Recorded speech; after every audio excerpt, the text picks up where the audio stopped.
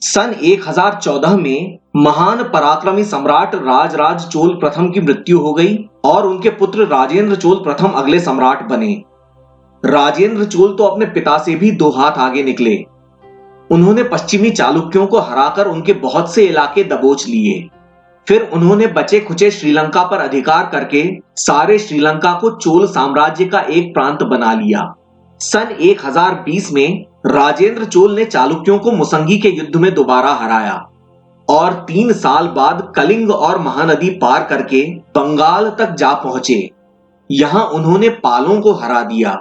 चूंकि वो गंगा नदी तक पहुंच गए थे और उन्होंने वहां जीत के झंडे गाड़े, इसी कारण से राजेंद्र चोल ने गंगई कोंडा की उपाधि धारण की और उसी की याद में एक नई राजधानी बनाई, गंगई कोंडा चोलापुरम। उसके बाद राजेंद्र चोल ने भारतीय इतिहास का वो अध्याय रचा जिसकी दुहाई हर भारतीय साम्राज्यवादी रह रहकर देता है। बंगाल की खाड़ी का असली शेर कौन है, ये सवाल उठना स्वाभाविक था। तो राजेंद्र चोल ने बर्मा के पहले साम्राज्य बागान को हराकर सम तट पर अधिकार कर लिया। फिर उन्होंने इरावती नदी के मुहाने पर कब्जा कर लिया और वहां का समृद्ध बंदरगाह पेगु चोलों के प्रभाव में आ गया। फिर अगली समस्या था समुद्र द्वीप यानी सुमात्रा। यहां श्रीविजय साम्राज्य था जिसके हाथ में समुद्री व्यापार मार्ग था। तो श्रीविजय साम्राज्य का एक समय में लगभग सारे दक्षिण पूर्वी एशिया में दबदबा था, लेकिन अब 3 शताब्दियों के बाद उसकी लौ मध्यम पड़ने लगी थी। इस समय यहां पर शैलेंद्र राजवंश राज कर रहा था जो बौद्ध मत का अनुसरण करता था। अगर आप कहेंगे तो हम श्रीविजय साम्राज्य पर भी वीडियो बनाएंगे। समुद्री व्यापार मार्ग पर अधिकार को लेकर चोलों और श्रीविजय के बीच युद्ध बिल्कुल तय था।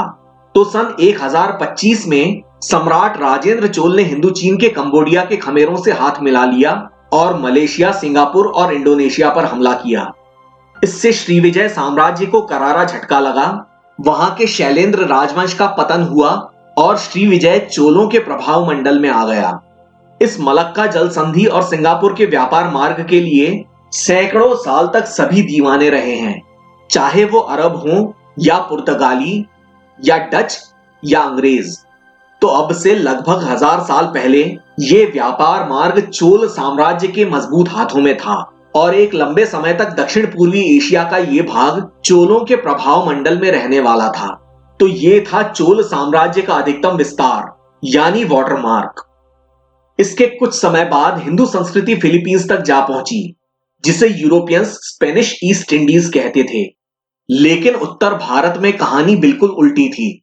यह बड़े आश्चर्य की बात है कि एक और दक्षिण भारत में पश्चिमी चालुक्य और चोलों जैसे बेहद शक्तिशाली साम्राज्य थे और चोलों की महाशक्ति तो हिंद महासागर में साफ साफ महसूस हो रही थी। उसके ठीक उलट उत्तरी भारत में महमूद गजनवी के हमले हो रहे थे। यहां के मंदिरों को तोड़कर धन संपत्ति लूटी जा रही थी। हैरानी की बात तो यह है कि जिस साल राजेंद्र चोल ने सिंगापुर पर कब्जा किया, उसी साल महमूद गजनवी ने सोमनाथ तोड़ा। चोल शैव होते हुए भी खामोश रहे। भारतीय इतिहास के इस विरोधाभास का आप फुर्सत से विश्लेषण कीजिएगा। सम्राट राजेंद्र चोल ने अपने पिता की तरह ही अपना स्मारक स्वयं ही बनवा लिया, एक और बृहदीश्वर मंदिर, नई राजधानी गंगई कोंडा चोलापुरम में। राजेंद्र चोल के कई पुत्र और पुत्रियां थीं। उनके पुत्रों में सबसे प्रमुख थे राजाधिराज, राजेंद्र द्वितीय और वीर राजेंद्र। सन 1044 में 30 साल राज करने के बाद सम्राट राजेंद्र चोल प्रथम की मृत्यु हो गई और अगले सम्राट बने राजाधिराज प्रथम।